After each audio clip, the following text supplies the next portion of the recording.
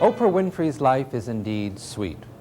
From the phenomenal success on an international level of her talk show, to the headline-making weight loss program, to the creation of her own entertainment empire, the name Oprah Winfrey is synonymous with success.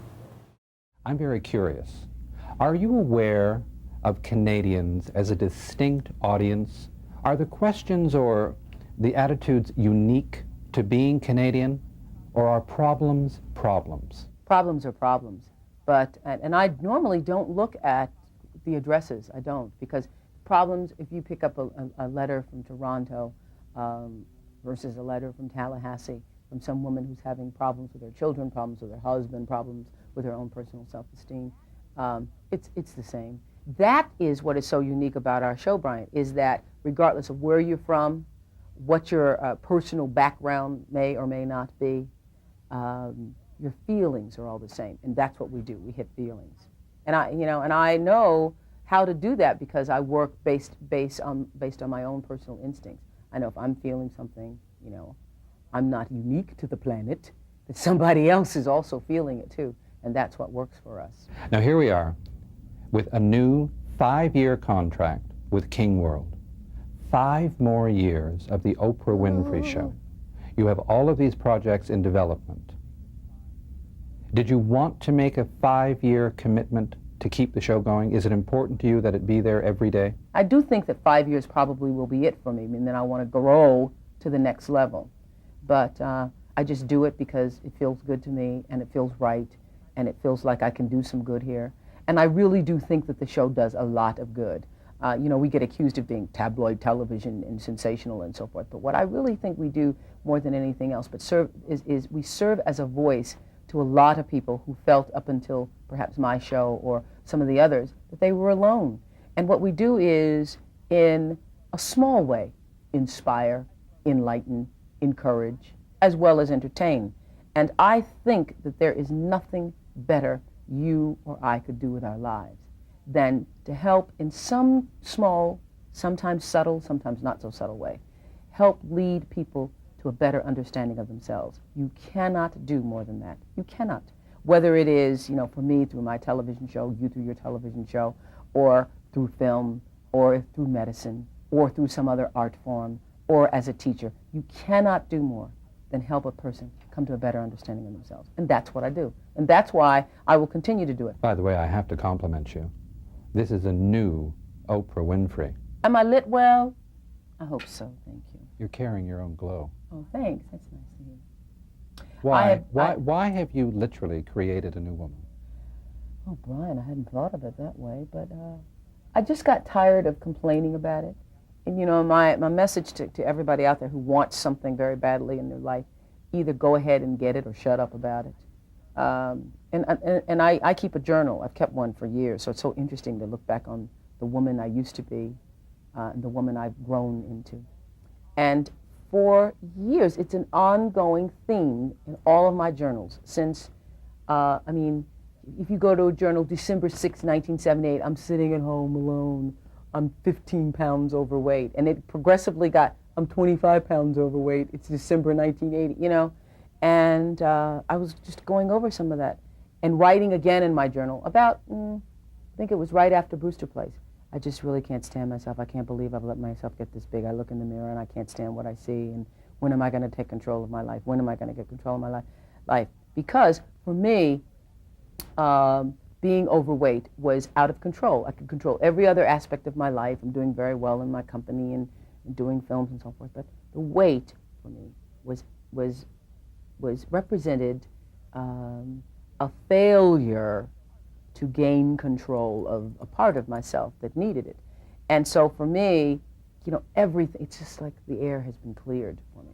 I feel not only so much better about myself, but just about the way I live my life. There's not something that is now controlling me. I'm not controlled by a bag of potato chips, which, or a stuffed potato, which I love them. I love. But it's not like I think that if I don't have this now, I'm going to just die. I was really very much an addict, very much a food addict. I really have come to be more compassionate about drug addiction as a result of my addiction to food.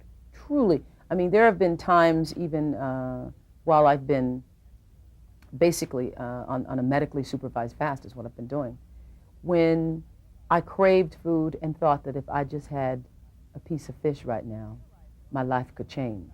Realizing all the time, and so what I have grown to do is now understand that I was obsessing about food, realizing that you eat the fish and it's done in 5 minutes, and what have you done? Nothing. It's just a piece of fish. It has nothing to do with your character, with the person you are or can be, and so forth. So I've gotten it under control. Finally, it's been such a struggle.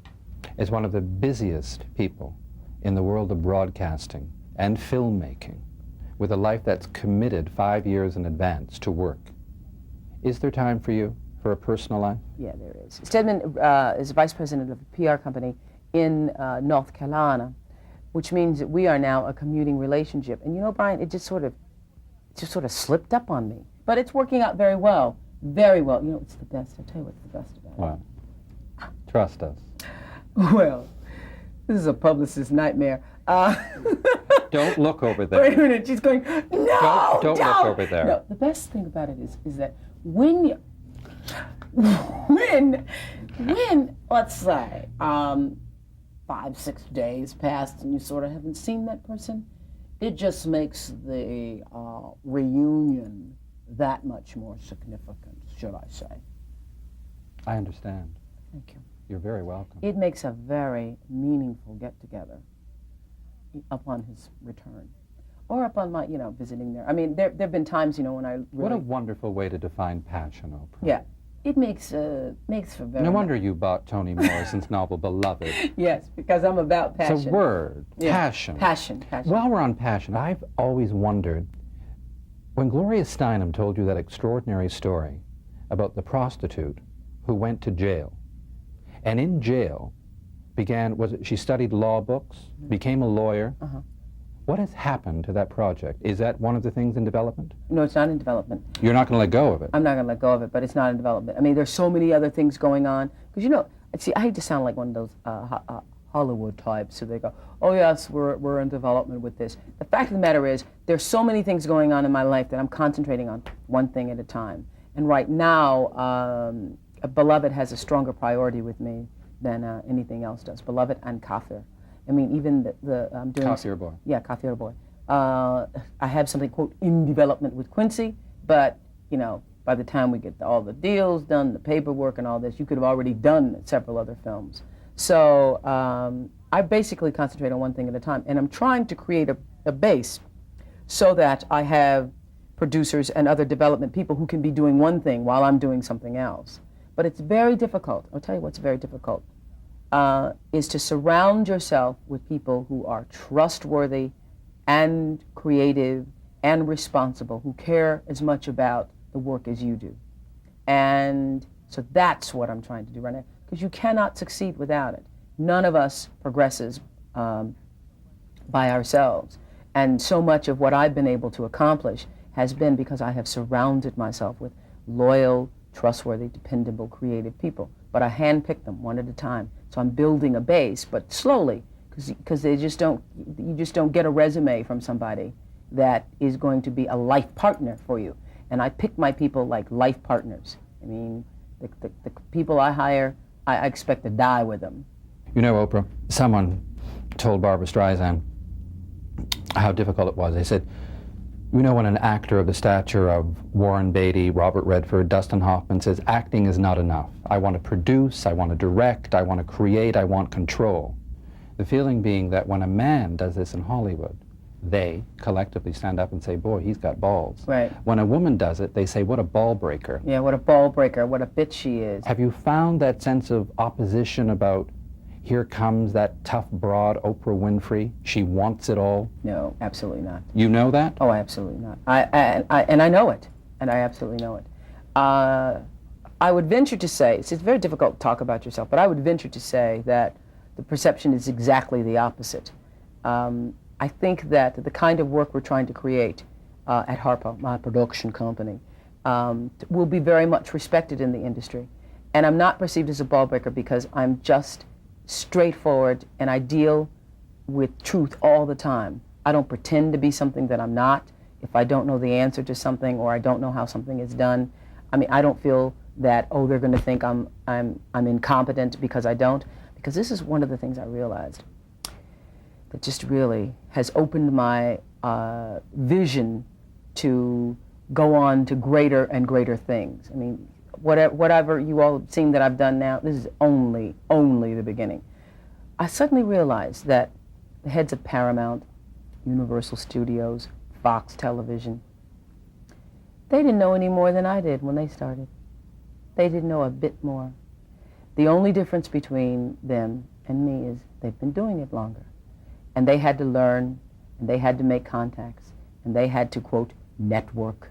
They used their friends, and they used people that they knew that were good, and they started, you know, this way and got that way and got that way. That's how everybody has done it. That's how it's always been done. And so to think, oh, I don't know if I can do it, is ridiculous, because the thing that you have to learn to be is sensible and sound, but with a vision. And if you do that and surround yourself with good people, you can do anything. Why do I think, with all I know about you, that you wouldn't be sitting here thinking and feeling the way you do and are if you hadn't gone to Ethiopia? I find that Ethiopia, to me, going to see, to do a project with the starving children of Ethiopia 2 years ago, was a profound experience in my life, but not like what you would think. It didn't do for me what I thought it would do, because the fact that I was there was because I was already moved to do something. And so when you actually then see it, it was so startling to me because, I'd been watching on television, seeing, tapes of children, flies in their eyes and, swollen bellies. Actually being put there was like being in another world. What I vowed to do then, was to use my life to do what I could, not to try to make judgments on other people about what they should do, but to use my life to be, in many ways, what I call a light in the world, to try to lift people up. And I think that is the personal decision everybody has to make. I can't tell you what you need to do. You can't tell somebody else what they need to do, but you make the choice for yourself. I want to use my life as a source of lifting people up. That's what I want to do. That's what I do every day on my show. That's what I will do in film. That's what I will, take the money that I make from the film and the show to do, to lift people up and to keep refeeding that whole process. I am about triumph.